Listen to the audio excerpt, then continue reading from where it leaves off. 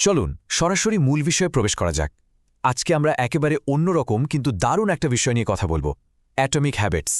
আমরা তো প্রায় মনে করি জীবনে বড় কোনো চমক বা রূপান্তর আনতে হলে নিশ্চয়ই বিশাল কোনো পদক্ষেপ নিতে হবে, তাই না?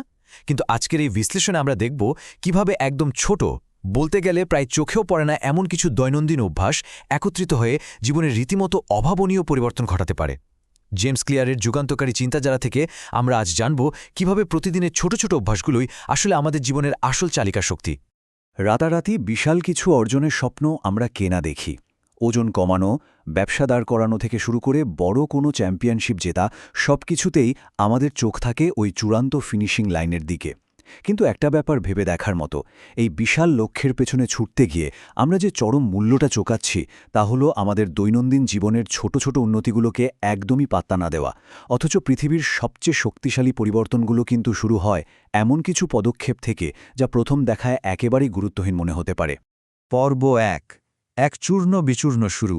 চলুন এই ধারণার পেছনের বাস্তব গল্পটা শোনা যাক। এই তত্ত্বটি বাস্তবে কতটা শক্তিশালী সেটা বুঝতে হলে জেমস ক্লিয়ারের হাই স্কুল জীবনের সেই ভয়ানক দিনটার কথা একটু কল্পনা করতে হবে। একটা বেসবল ব্যাট হঠাৎ ফসকে গিয়ে সোজা আঘাত হানে তার মুখে। মুহূর্তের মধ্যে নাকের হাড় ভেঙে চুরমার, মস্তিষ্কে ভয়াবহ চোট। অবস্থা এতটাই মারাত্মক ছিল যে ডাক্তাররা তাকে মেডিকেলি ইনডিউসড কোমায় রাখতে বাধ্য হন। ভাবা যায়, এরপর যখন তিনি ধীরে ধীরে সুস্থ হয়ে কলেজে উঠলেন, তার জীবন তখন পুরোপুরি এলোমেলো। সেই চরম অসহায় অবস্থা থেকে নিজের জীবনে নিয়ন্ত্রণ ফিরে পেতে তিনি খুব ছোট আর সাধারণ কিছু রুটিন মেনে চলতে শুরু করলেন। যেমন রাতে ঠিকমতো ঘুমানো বা নিজের অগোছালো রুমটা একটু গুছিয়ে রাখা। আর অবিশ্বাস্য হলেও সত্যি, এই অতি ক্ষুদ্র অভ্যাসগুলোই পরবর্তীতে তাকে ইউনিভার্সিটির সেরা অ্যাথলিট বানিয়ে দেয় এবং একাডেমিক অল আমেরিকান সম্মান এনে দেয়। পর্ব ২, ১% নিয়ম। আসুন দেখি এই ছোট অভ্যাসগুলো বড় পরিসরে কিভাবে ম্যাজিকের মতো কাজ করে। এই কৌশল যে শুধু ব্যক্তিগত জীবনের ট্রমা থেকে বেরিয়ে আসার ক্ষেত্রেই কাজ করে তা কিন্তু নয়, পেশাদার জগতেও এর প্রভাব রীতিমতো চমকে দেওয়ার মতো। ২০০৩ সালের কথা। ডেভ ব্রেলসফোর্ড যখন ব্রিটিশ সাইক্লিং দলের দায়িত্ব নিলেন, তখন দলটির অবস্থা আক্ষরিক অর্থেই শোচনীয়। গত ১০০ বছরে অলিম্পিকে তাদের ঝুলিতে মাত্র একটি স্বর্ণপদক। ব্রেলসফোর্ড এসে একটা নতুন কৌশল নিলেন, প্রান্তিক লাভের একত্রীকরণ। ব্যাপারটার কিছুই না, সাইকেল চালানোর সাথে জড়িত প্রতিটি খুঁটিনাটি বিষয়ে মাত্র ১% উন্নতির চেষ্টা করা। তারা বাইকের সিট নতুন করে ডিজাইন করলেন, পেশি দ্রুত ঠিক করার জন্য আলাদা মাসাজ জেল আনলেন, রাইডাররা যেন ভালো ঘুমাতে পারে সেজন্য একদম আদর্শ বালিশের ব্যবস্থা করলেন। এমনকি ট্র্যাকের ভেতরটা সাদা রং করে দিলেন যাতে ছোট ধূলিকণাও সহজে চোখে পড়ে। শুনতে কেমন পাগলামি মনে হচ্ছে, তাই না? কিন্তু এই আপাতদৃষ্টিতে হাস্যকর পরিবর্তনগুলো একত্রিত হয়ে এমন এক বিস্ফোরণ ঘটালো যে ২০০৮ সালের বেইজিং অলিম্পিকে ব্রিটিশ দলটি সাইক্লিংয়ের ৬০% স্বর্ণপদকই জিতে নিল। এর পেছনের ম্যাথ বা গণিতটা আসলে খুবই সিম্পল, কিন্তু এর প্রভাব একেবারে মাইন্ড ব্লোয়িং। প্রতিদিন যদি মাত্র ১% করে ভালো হওয়া যায়, তাহলে ১ বছর পর আমরা আগের চেয়ে প্রায় ৩৭ গুণ উন্নত জায়গায় পৌঁছাতে পারি।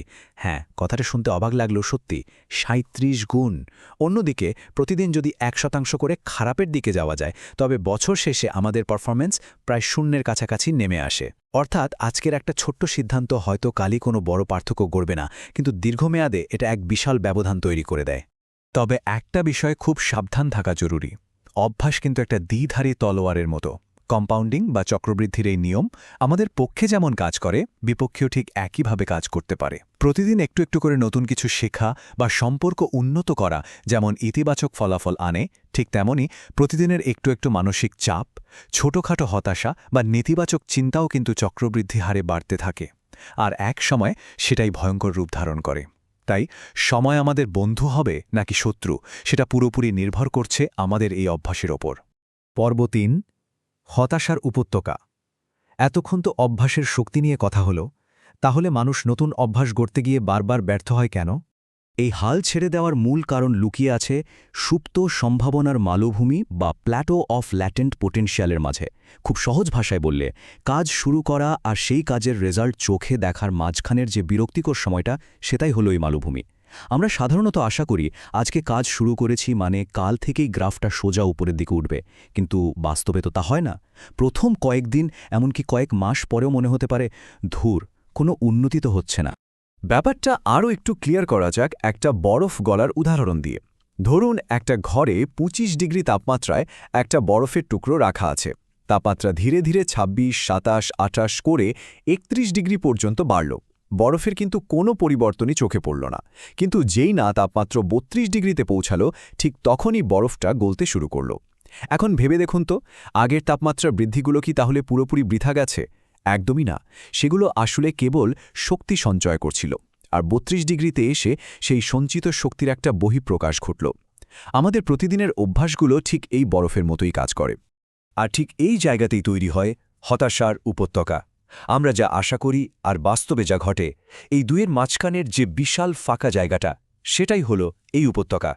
অনেকেই হয়তো ১ মাস জিমে যাওয়ার পর শরীরে দৃশ্যমান কোনো পরিবর্তন না দেখে হতাশ হয়ে হাল ছেড়ে দেন। আসল বিষয়টা হলো, পরিশ্রমগুলো বৃথা যাচ্ছে না, বরং সেগুলো ভেতরে ভেতরে সঞ্চিত হচ্ছে। এই হতাশার উপত্যকা পার হয়ে টিকে থাকাটাই হলো সফলতার আসল পরীক্ষা। পর্ব ৪, লক্ষ্যের চেয়ে সিস্টেম বেশি গুরুত্বপূর্ণ। এবার পুরো আলোচনার সবচেয়ে বড় বাঁকবদলে প্রবেশ করা যাক। ছোটবেলা থেকে আমাদের কি শেখানো হয়েছে? জীবনের একটা লক্ষ্য স্থির করো, কিন্তু লক্ষ্য নির্ধারণ করাই কি আসলে সফলতার আসল চাবিকাঠি?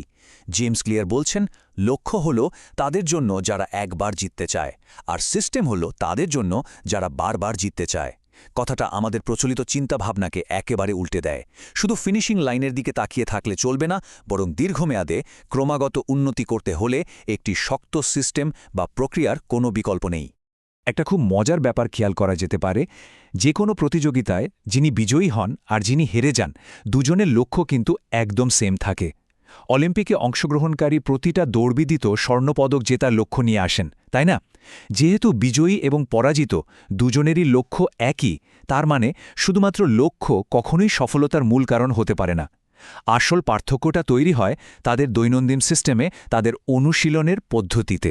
শুধু লক্ষ্যের উপর ফোকাস করার কিছু মারাত্মক মনস্তাত্ত্বিক ফাঁদ আছে।